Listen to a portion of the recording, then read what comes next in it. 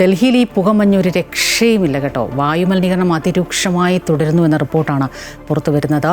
പ്രധാന ഇടങ്ങളിലെല്ലാം ഈ 400-ന് മുകളിലാണ് AQI, അതായത് വായു മലിനീകരണ തോത് ഉള്ളത്. പ്രശാന്ത് ചേരുകയാണ് ഏറ്റവും പുതിയ വിവരങ്ങളുമായി. പ്രശാന്ത്, മുമ്പിലുള്ള ക്യാമറ പ്രശാന്തിനെ കാണാമോ എന്നെനിക്ക് കുഴപ്പമില്ല, വലിയ പ്രശ്നം തോന്നുന്നില്ല.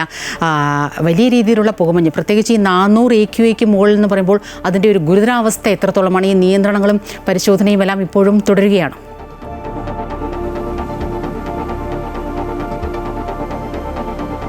സ്വപ്ന, ഗുഡ് മോർണിംഗ്. ഏതായാലും രാജ്യതലസ്ഥാനവും ഉത്തരേന്ത്യയും എന്നെല്ലാം തന്നെ അതിശൈത്യത്തിലേക്ക് എത്തിയിരിക്കുന്ന ഒരു സമയമാണ്. സാധാരണഗതിയിൽ ശൈത്യത്തിന്റെ സമയത്ത് തന്നെ പുകമഞ്ഞ് രൂക്ഷമാകുന്നൊരു സാഹചര്യം ഉണ്ടാകും. പക്ഷേ ഡൽഹിയെ സംബന്ധിച്ച ഈ മലിനീകരണം കൂടി രൂക്ഷമായ ഒരു പശ്ചാത്തലത്തിലാണ് ഇത്രയധികം പ്രതിസന്ധി നേരിടുന്നത്. ഇപ്പോൾ തന്നെ ദൂരപരിധിയൊക്കെ വലിയ പ്രശ്നമായി നിൽക്കുകയാണ്. വാഹനങ്ങൾ വളരെ വേഗത കുറച്ച് പോകണമെന്ന നിർദ്ദേശമൊക്കെ നൽകിയിട്ടുണ്ട്. ഒപ്പം തന്നെ മലിനീകരണം ഒരു രക്ഷയുമില്ലാത്തൊരവസ്ഥയിലേക്ക് തന്നെ എത്തുന്നു എന്നുള്ളതാണ് പ്രധാനപ്പെട്ട കാര്യം. അതായത് നേരത്തെ ഉണ്ടായിരുന്നതിൽ കാര്യമായ മാറ്റങ്ങൾ, കടുത്ത നിയന്ത്രണങ്ങൾ ഏർപ്പെടുത്തിയിട്ടുണ്ട് ഈ രാജ്യതലസ്ഥാനത്ത്. പക്ഷേ അങ്ങനെ നിൽക്കുമ്പോഴും വലിയ മാറ്റമൊന്നും തന്നെ ഉണ്ടായിട്ടില്ല എന്നുള്ളതാണ് പ്രധാനപ്പെട്ട കാര്യം. ഇന്നും അക്ഷർധാം, ITO അടക്കമുള്ള മേഖലകളിലൊക്കെ തന്നെ 400-ന് മുകളിലാണ്, 420ഒക്കെയാണ് പല സ്ഥലത്തും ഇപ്പോൾ വായു മലിനീകരണ തോത് നിൽക്കുന്നത്.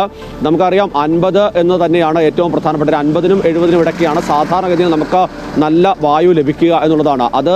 അതിന് മുകളിലേക്ക് പോകുമ്പോഴേക്കും കുറെ കൂടി ശ്രദ്ധിക്കണം എന്നുള്ളതാണ്. അത് 425ഒക്കെ ആകുമ്പോൾ എത്രത്തോളം അപകടകരമാകുന്ന ഒരവസ്ഥയാണ് ഉള്ളതെന്ന് പ്രധാനപ്പെട്ട കാര്യം തന്നെയാണ്. നിയന്ത്രണങ്ങൾ ഇവിടെ കൃത്യമായി തന്നെ തുടരുകയും ഒക്കെ ചെയ്യുന്നുണ്ട്. പ്രത്യേകിച്ച് 24 മണിക്കൂറിനുള്ളിൽ 11,000-ഓളം വാഹനങ്ങൾക്കാണ് ഇന്നലെ പിഴയിട്ടത്.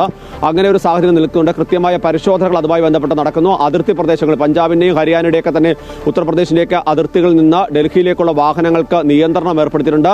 BS6 അല്ലാത്ത വാഹനങ്ങൾ പ്രവേശിപ്പിക്കുന്ന കർശന നിർദ്ദേശമുണ്ട്. പെട്രോൾ പമ്പുകളിൽ ഈ പുക മലിനീകരണവുമായി ബന്ധപ്പെട്ട സർട്ടിഫിക്കറ്റുകൾ കാണിച്ചാൽ മാത്രമാണ് ഇന്ധനം നിറയ്ക്കാനുള്ള സംവിധാനമൊക്കെ ഒരുക്കുന്നുള്ളത്. പക്ഷേ അങ്ങനെ നിയന്ത്രണങ്ങൾ കടുപ്പിക്കുമ്പോഴും യാതൊരു തരത്തിലുള്ള കുറവ് ഇതിൽ വരുന്നില്ല എന്നുള്ളതാണ് പ്രധാനപ്പെട്ട കാര്യം. ഏറ്റവും പ്രധാനപ്പെട്ട കാര്യം, ഒരുപക്ഷെ ഇന്ത്യയിൽ ഏറ്റവും കൂടുതൽ വാഹനങ്ങൾ നിരത്തിലിറങ്ങിയ ഒരു സംസ്ഥാനം, ഒരു സ്ഥലം കൂടിയാണ് ഡൽഹി എന്ന് നമുക്ക് പറയേണ്ടി വരും. മുമ്പേ കഴിഞ്ഞാൽ കുറെ കൂടി കൂടുതൽ വാഹനങ്ങൾ നിരത്തിലുണ്ട്. മറ്റ് സംസ്ഥാനങ്ങളിൽ നിന്നുള്ള വാഹനങ്ങൾ കുറെ അധികം ഇവിടേക്ക് എത്തുന്നതൊക്കെ തന്നെ പ്രധാനപ്പെട്ട കാര്യമാണ്.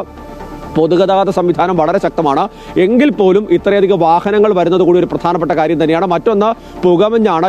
ഇന്നും വിമാന സർവീസുകൾ തടസ്സപ്പെടുന്ന തരത്തിലേക്ക് കാര്യങ്ങൾ എത്തിയിട്ടുണ്ട്. ഇന്നലെ മാത്രം 270ഓളം വിമാന സർവീസുകളെയാണ് പുകമഞ്ഞ് ബാധിച്ചത്.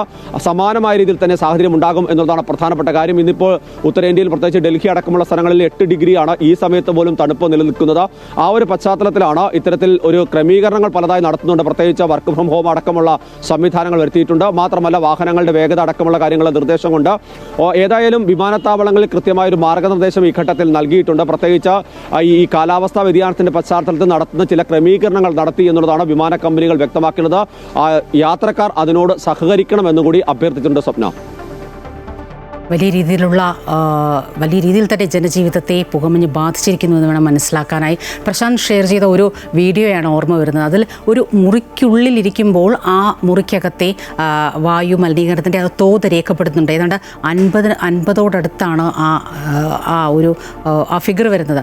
ഈ ജനാല തുറക്കുമ്പോൾ ഇത് ഇങ്ങനെ കൂടുന്ന ഒരു കാഴ്ച നമുക്ക് കാണാൻ സാധിക്കുന്നുണ്ട്. അപ്പോൾ തന്നെ മനസ്സിലാക്കും, വീടിൻ്റെ ഒന്നും ജനാല പോലും തുറക്കാൻ, അല്ലെങ്കിൽ ജനലയും വാതിലുമൊന്നും തുറക്കാൻ പോലും സാധിക്കാത്ത അവസ്ഥയിലേക്ക് ഡൽഹി നിവാസികളുടെ ജീവിതം വളരെ വലിയ രീതിയിൽ പ്രതിസന്ധിയിലേക്ക് മാറിയിരിക്കുകയാണ് ഈ പുക മഞ്ഞിൻ്റെ സാഹചര്യത്തിൽ.